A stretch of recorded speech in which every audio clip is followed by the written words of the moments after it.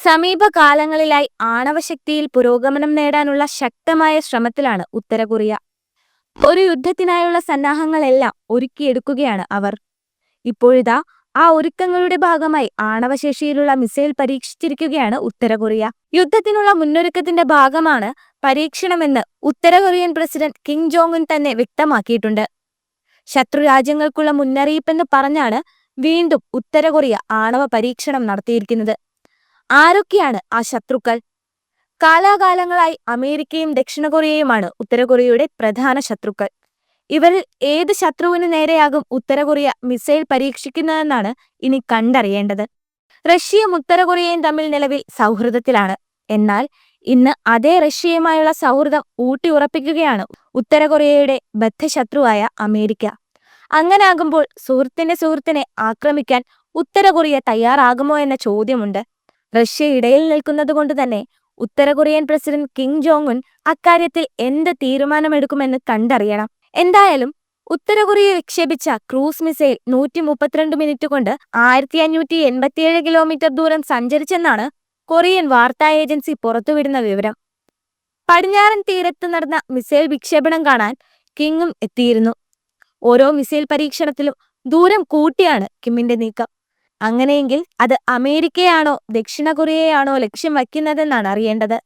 എന്തായാലും ഉത്തര കൊറിയ അവരുടെ പരീക്ഷണത്തിൽ പിന്നോട്ടില്ല എന്ന് തന്നെ വേണം ഈ അടുത്തു നടന്ന മിസൈൽ പരീക്ഷണങ്ങളിൽ നിന്നും മനസ്സിലാക്കാൻ. ഈ വർഷത്തെ ഉത്തര കൊറിയയുടെ 4ാം മിസൈൽ വിക്ഷേപണമാണിത്. 2 മാസ കാലയളവിനുള്ളിൽ 4 മിസൈലുകൾ വിക്ഷേപിച്ചുകൊണ്ട് ശത്രു രാജ്യങ്ങളുടെ നെഞ്ചിടിപ്പ് വർദ്ധിപ്പിച്ചിരിക്കുകയാണ് ഉത്തര കൊറിയ.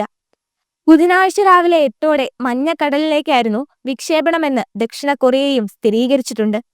വടക്കൻ കൊറിയയുടെ അന്തരീക്ഷത്തെ ബാധിക്കുന്ന നിലയിൽ സുരക്ഷ ലംഘിക്കുകയും ഏറ്റുമുട്ടൽ അന്തരീക്ഷം വളർത്തുകയും വർദ്ധിപ്പിക്കുകയും ചെയ്യുന്ന ശത്രുക്കൾക്ക് മുന്നറിയിപ്പ് നൽകാനാണ് മിസൈൽ പരീക്ഷണമെന്നാണ് KCNA വാർത്താ ഏജൻസി വ്യക്തമാക്കുന്നത്. 1587 കിലോമീറ്റർ സഞ്ചരിക്കാൻ ശേഷിയുള്ള മിസൈൽ പരീക്ഷണ സമയത്ത് 130 മിനിറ്റ് പറത്തിയെന്നാണ് KCNAയുടെ അവകാശവാദം. പരീക്ഷണ വിക്ഷേപണത്തിന് ഫലത്തിൽ ഉത്തര കൊറിയൻ നേതാവ് കിം ജോങ് ഉൻ സംതൃപ്തി പ്രകടിപ്പിച്ചുവെന്നാണ് ദേശീയ വാർത്താ ഏജൻസി റിപ്പോർട്ട് ചെയ്യുന്നത്.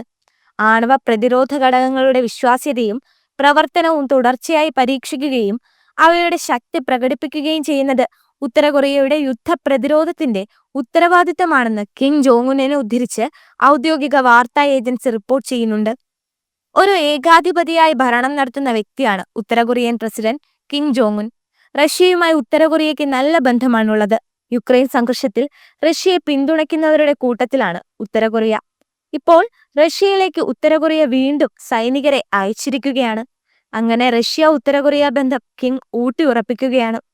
സുരക്ഷാ ഗ്യാരണ്ടികൾക്കായി ചൈനയെ ആശ്രയിക്കുന്നത് കുറയ്ക്കുന്നതിനായി ഉത്തര കൊറിയ റഷ്യയുമായി കൂടുതൽ അടുത്ത ബന്ധം സ്ഥാപിക്കാൻ ശ്രമിക്കുകയാണ്.